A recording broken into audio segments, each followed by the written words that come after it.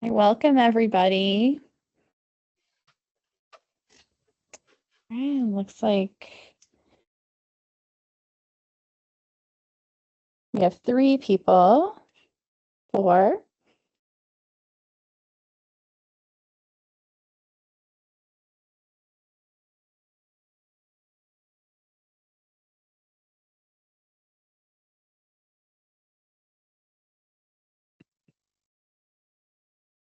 Welcome, everyone. My name is Carolyn, and I am the TOPP program assistant organizing this meeting today. And I just wanted to let everybody know that we are recording this webinar for educational purposes. Thanks, everyone, for joining us this afternoon.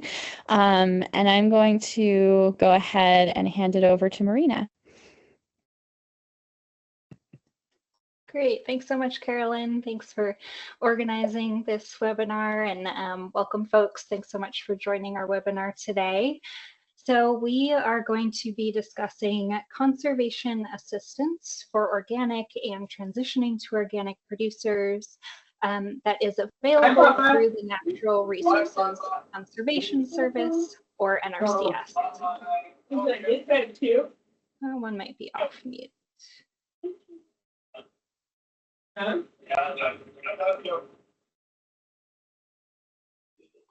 think I just muted them. Okay.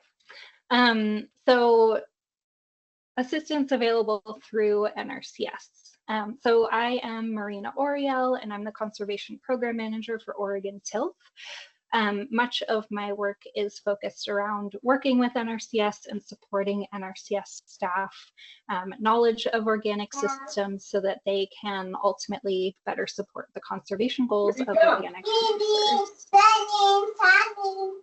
No, put it on there. All right. So NRCS is a USDA agency that works to protect natural resources. So delivering conservation solutions so producers can protect natural resources. It is a voluntary program, and it is based around identifying resource concerns that are specific to an operation, and then addressing those resource concerns through various types of activities that I'll share more on soon. NRCS offers no-cost technical assistance to implement conservation activities that are based on personalized advice and assessment of resource concerns on your land.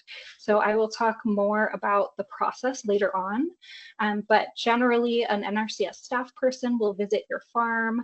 They'll run soil tests, maybe run erosion prediction tools, ask you about your goals. Maybe you want to enhance the wildlife habitat on your operation. So they will run through this assessment process to determine what those resource concerns are. NRCS also offers financial assistance, so you can always access technical assistance at no cost, but if that technical assistance can also come with financial assistance, why not apply for that piece as well, right? So the financial assistance is based on the cost of implementing the conservation practices. So the payments that NRCS can offer are directly tied to estimates around labor, equipment, materials to implement that practice in your particular state.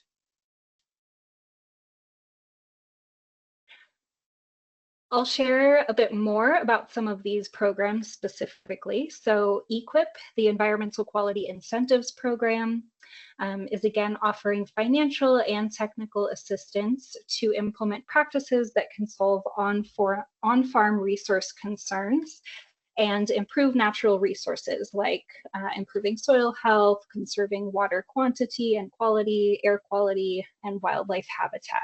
Just examples, not an exhaustive list here. The contract length can vary. Most often it's a 1 to 3 year contract. The practices that are available to you may vary from state to state, and there is an annual payment cap of $450,000. Within EQIP, there is the Organic Initiative, and this is a separate fund pool that organic, transitioning to organic, and certification exempt producers can access. So because it's going to be a smaller pool of applicants, the competition might be lower here. There is also a lower payment cap, though, to be aware of. It's $140,000. So just something to consider for the larger farms out there.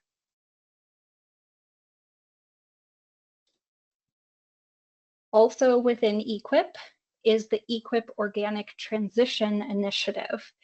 And this is just a fund pool for transitioning to organic producers to be able to access. Accessing this fund pool currently requires the inclusion of an 823 organic management, CPA 138, and or DIA 140, which I will share more about what all of those numbers and acronyms mean in a little bit, as well as any additional supporting practices that might be identified. It is not subject to the lower payment cap that the EQIP Organic Initiative is.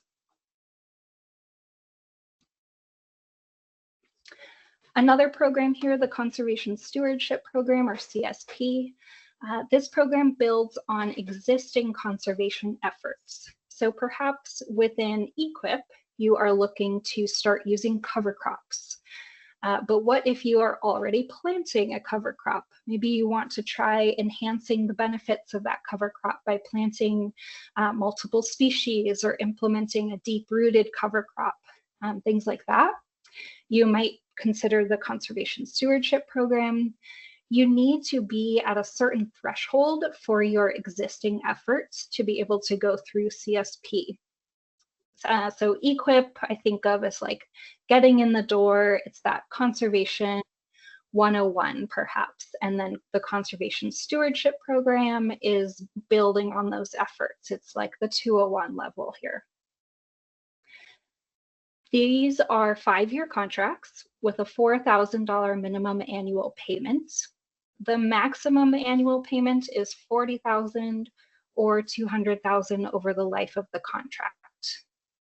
Same as EQIP, the available practices here are going to vary from state to state.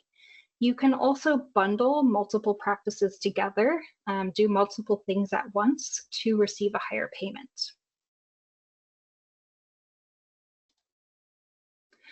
The Conservation Reserve Program, or CRP, this program provides rental payments to farmers who remove environmentally sensitive land from production. Contracts are 10 to 15 years in length, so if you are transitioning to organic or certified organic and needing to hold some land out of production for your buffer zones, perhaps, CRP may be able to support that.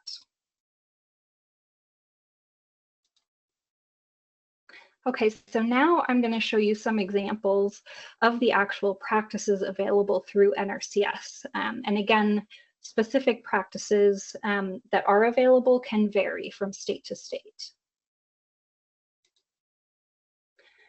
So conservation crop rotation is a popular practice with organic producers.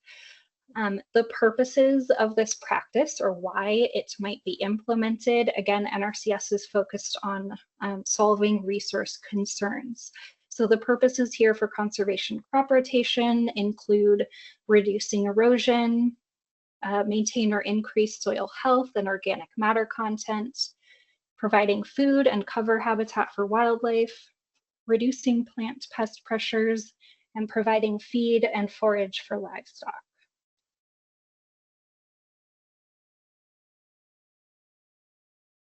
Cover crop, again, reducing erosion and increasing soil health, suppressing weed pressures and breaking pest cycles, reducing water quality degradation, and minimizing soil compaction.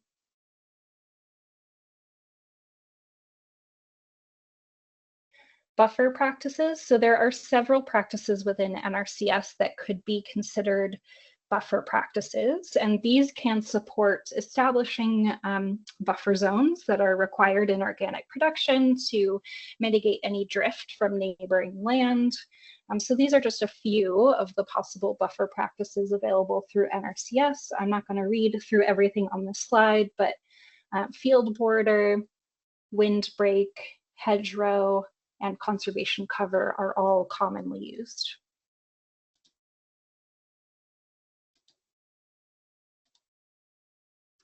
Nutrient management. The purposes here are improving plant health and productivity, reducing excess nutrients in waterways, improving or maintaining soil organic matter, and then reducing risk of potential pathogens from manure. I put biosolids in brackets here since they're not allowed in organic production, or compost.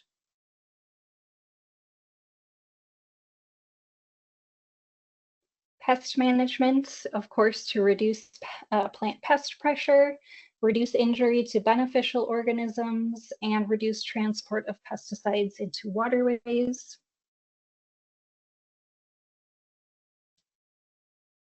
Pasture and hay planting, improving livestock nutrition and health, reducing soil erosion, improving soil health, improving water and air quality, providing or increasing forage supply. Prescribed grazing. This one is about improving or maintaining desired species, composition, structure, or vigor, improving or maintaining quantity or quality of forage, and managing fine fuel loads. Forage harvest management, reducing excess soil nutrients, pest pressure, reducing soil compaction.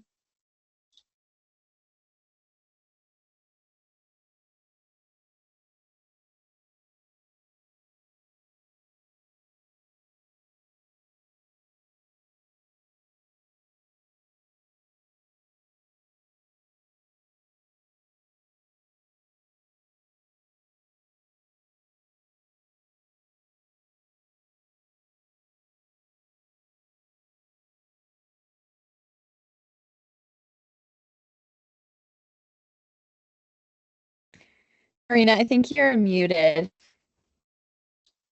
Oops, thank you.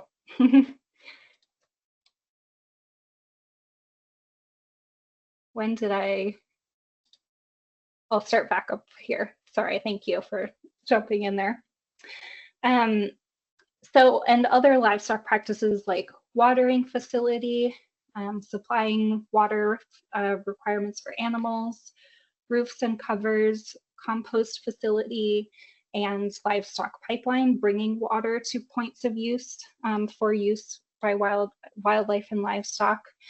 NRCS can work with producers to make sure that these practices are implemented within the boundaries of the organic regulations.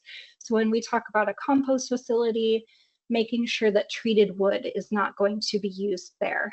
NRCS might not know all of the organic regulations. It's still the producer's responsibility to verify with their certifier that the practice is compliant with the organic regulations, but NRCS can be supportive of working within those restrictions and regulations.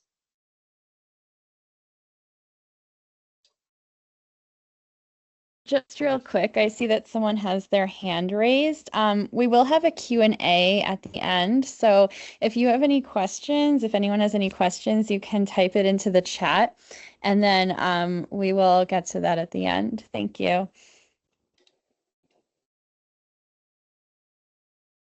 All right, so CPA 138 and DIA 140. I am so sorry. I always try to avoid using acronyms and numbers as much as possible because truly no one needs to know these except NRCS staff. But these two plans, and I will explain them in greater detail here so you get a better sense of what they actually are.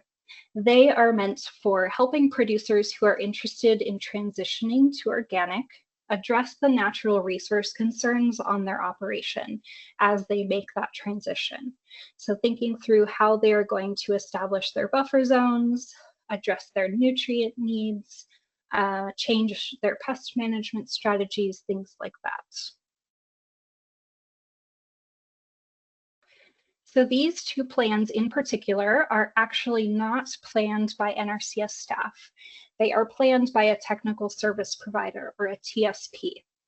And this is a third-party individual or business who can plan conservation practices that meet NRCS criteria.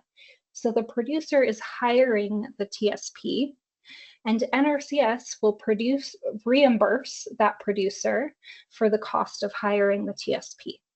And there are rates established through NRCS that they are willing to pay for that reimbursement.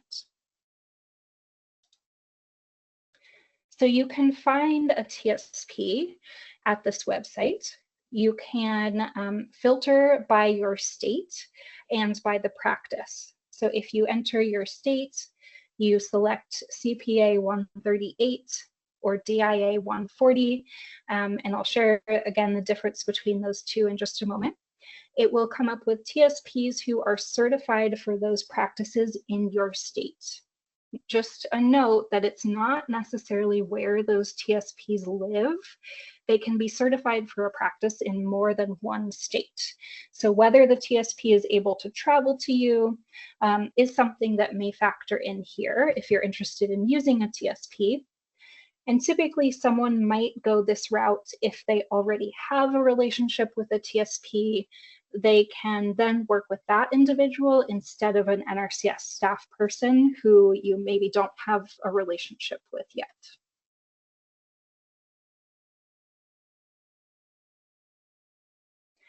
So CPA 138, Conservation Planning Activity 138, Conservation Plan Supporting Organic Transition. This plan is around identifying resource concerns, presenting alternative actions, and then selecting the preferred practices. DIA 140, Design and Implementation Activity 140, Transition to Organic, is going to be the actual implementation of each of those selected practices. So there's a bit of a progression here in terms of the timeline. That's the real difference here. You would typically begin with a CPA 138 and then move on to a DIA 140. And don't feel the need to remember acronyms here or numbers, by the way. If you are interested in these plans, just remember technical service provider and organic transition plan. If you remember anything along those lines, NRCS should know what you're talking about.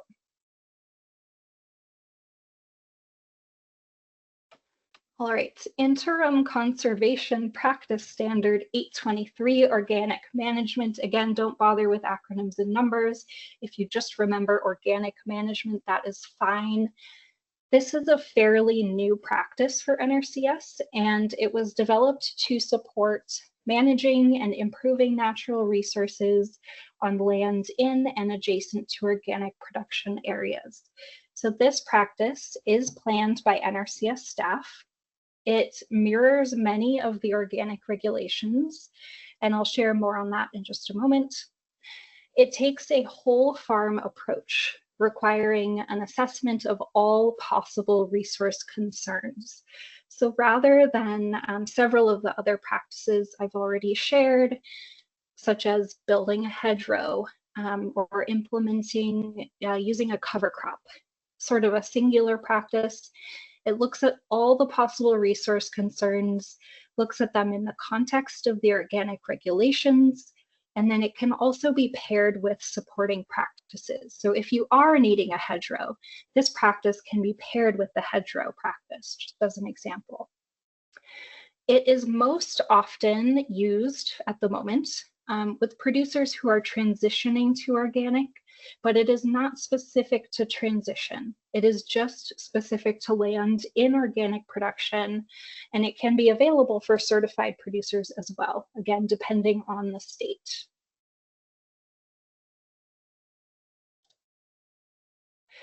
I just wanted to give an example here of text from the 823 standard as compared to the organic regulation to give you an idea of how these mirror each other. So the 823 standard says the producer must protect organic production areas from unintended introduction of prohibited substances through defined boundaries, buffer zones, or diversions. This is directly pulled from the organic regulation around distinct defined boundaries and buffer zones to prevent the unintended application of a prohibited substance.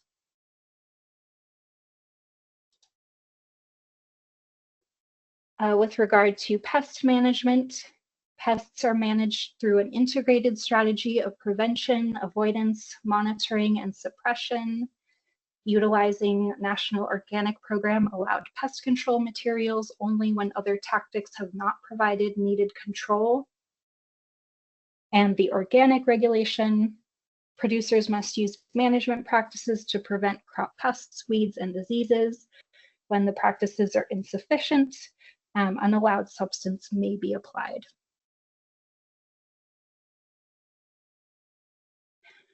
Last one here around livestock. This is from the 823 standard. Manage pastures to provide ruminant livestock with sufficient forage to comprise at least 30% of dry matter intake during the grazing season.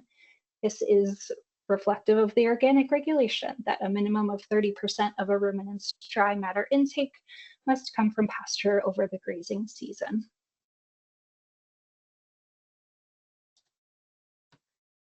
(823) also, in some situations, goes beyond the organic regulations. So NRCS has their own criteria in terms of a producer's pasture condition score, as they call it, or soil erosion rates. So just be aware there might be additional criteria here if you are contracting the 823 organic management practice.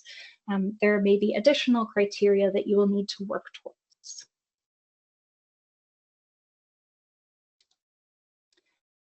So again, circling back to the EQIP Organic Transition Initiative, remember that if you are transitioning to organic and interested in accessing this fund pool, you will need 823 Organic Management, CPA 138, and or DIA 140 in your contract at a minimum, plus any applicable supporting practices as identified with NRCS.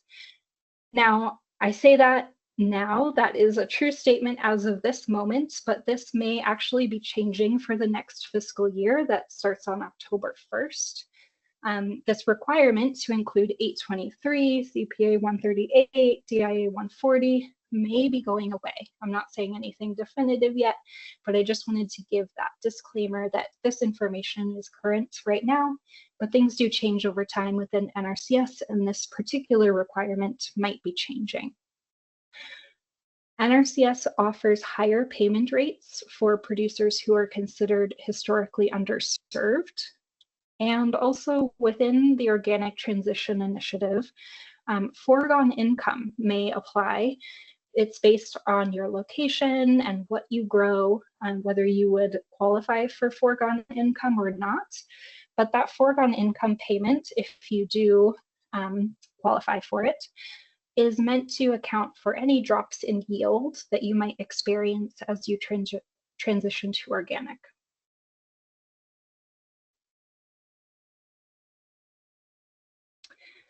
The 823 Organic Management Practice is an interim conservation practice standard.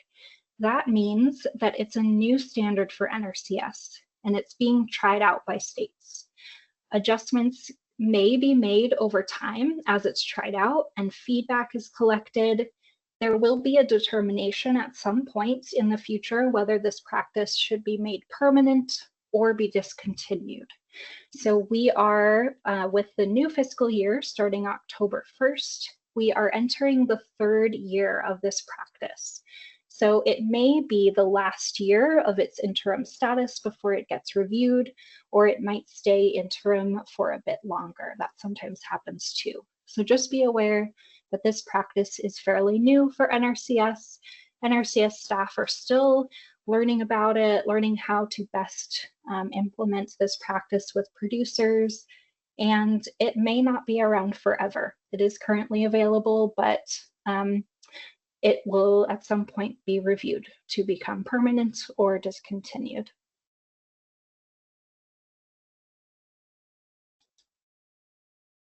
So now we'll go a little bit into how specifically to access these programs. So step one is always to visit your local NRCS field office. You can go into a field office to discuss what your goals might be. NRCS is going to come visit your farm, and they're going to help you apply for those financial assistance programs based on the resource concerns that were identified and your conservation goals. NRCS will make sure you are eligible. We just talked through some of the eligibility requirements for the various financial programs. And then NRCS will rank your application. Not everyone gets funded. If you are not funded, you can always reapply in the future. Talk with NRCS about, is there anything I can do to rank better, have a better chance of being funded? And if you are approved for funding, you will sign a contract and then start implementing the conservation practices.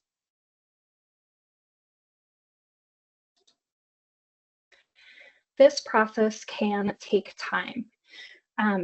I'm going to share what some of the upcoming deadlines are for these programs, but don't wait until the deadline is approaching. It can take several months to establish a relationship with NRCS, have them come out to visit your farm, do all of their resource concern assessments, write up a plan of what practices are going to best address your resource concerns, put your application together. All of that can take time. So plan ahead, go in several months before the deadline if possible, and also be sure to complete an application. You are not officially applying for any NRCS financial assistance programs until you have put in that application.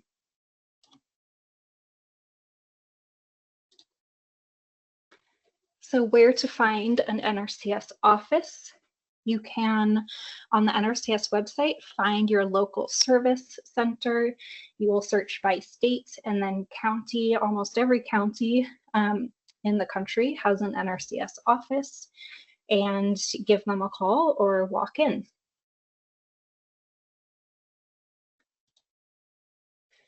There are some resources here that are available to help facilitate some of those conversations with NRCS. So this is available on the NRCS Organic webpage. It shows many of the different types of practices that NRCS can help with. This is an organic specific resource here.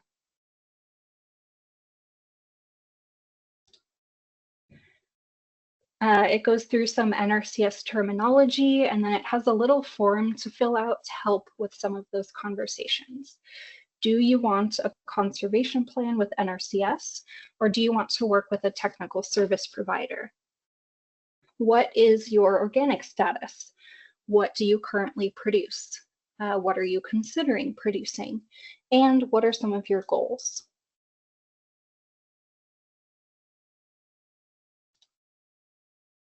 If you are particularly interested in the 823 organic management practice, and as a transitioning producer, the potential for foregone income payments, the Organic Farmers Association put together this great checklist that I know is very small here on the screen, but it goes through your conservation goals in more detail. Like, are you needing a plan for rotational grazing? Are you wanting some beneficial insect habitat? You can fill out this checklist and hand it to NRCS when you go into their office if you'd like to.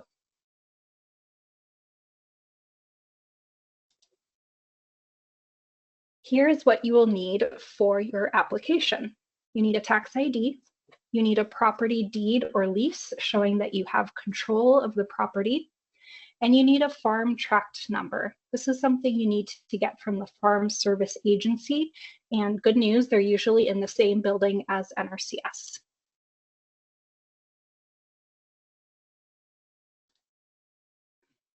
This is what the application looks like. It is not too long. It's going to ask you some basic questions around your contact information, what programs you're interested in, what type of land it is, your organic status, your primary crop and livestock types.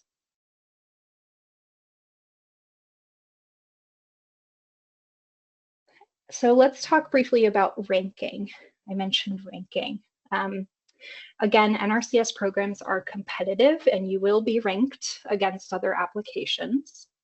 They base the rankings on cost effectiveness of the proposed activities, how comprehensively resource concerns are addressed, and how you may be fulfilling program goals and state priorities.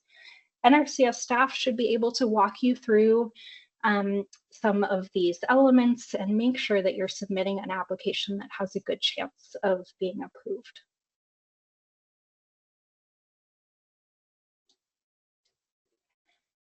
So these are the upcoming ranking dates.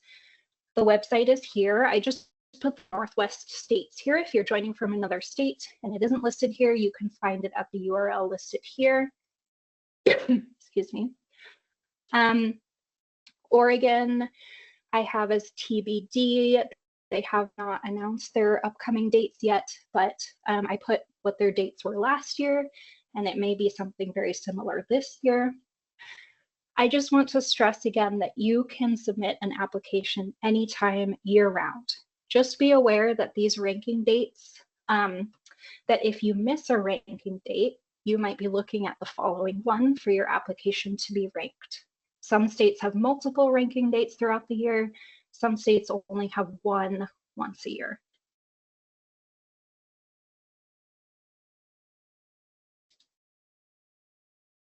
And I'll finish up with sharing some resources. So this is the NRCS Organic webpage. They have many videos, fact sheets, handouts, success stories, webinars. You can sign up to receive email updates about organic agriculture from NRCS.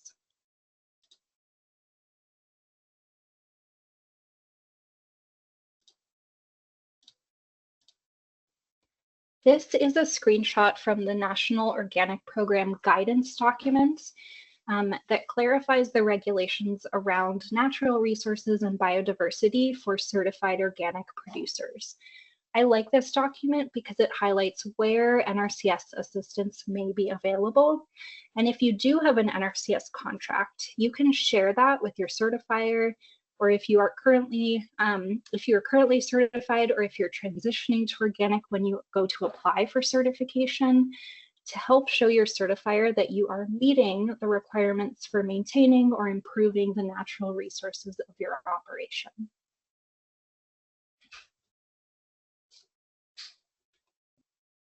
And with that, I will open it up for questions. This is my NRCS email address here and my phone number. Please also feel free to reach out to me anytime if you have any questions come up. I'm always open to questions from folks, and I'll take questions now if anyone has any.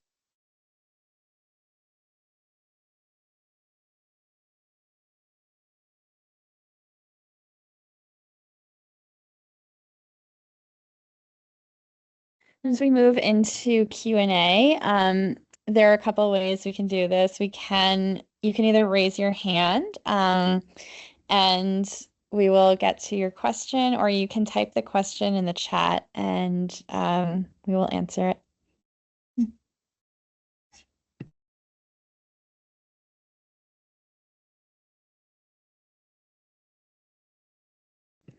Looks like we have a question from Peggy. Will you share the slides with us? I'd like to send them to my mentees in TOPP. So we are recording this. We're recording this webinar, but yeah, we can also share the slides. I think that would be beneficial. We'll be sharing the webinar on our YouTube channel and Vimeo. So yeah, but I'm sure we can send the slides as well. Do you have any thoughts, Marina? Yeah, happy to, Carolyn. I can share them with you if you have some way to get them out to folks who are here. Thank you very much. Yeah, I can definitely do that. Mm-hmm. Thank you. You're welcome.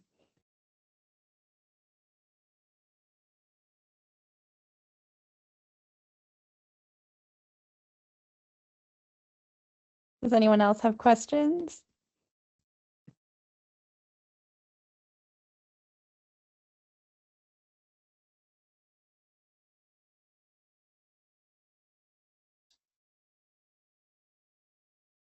Well, again, feel free to reach out anytime, and I appreciate you all taking the time to join us today. And yes, just please reach out if any questions do come up. Happy to chat.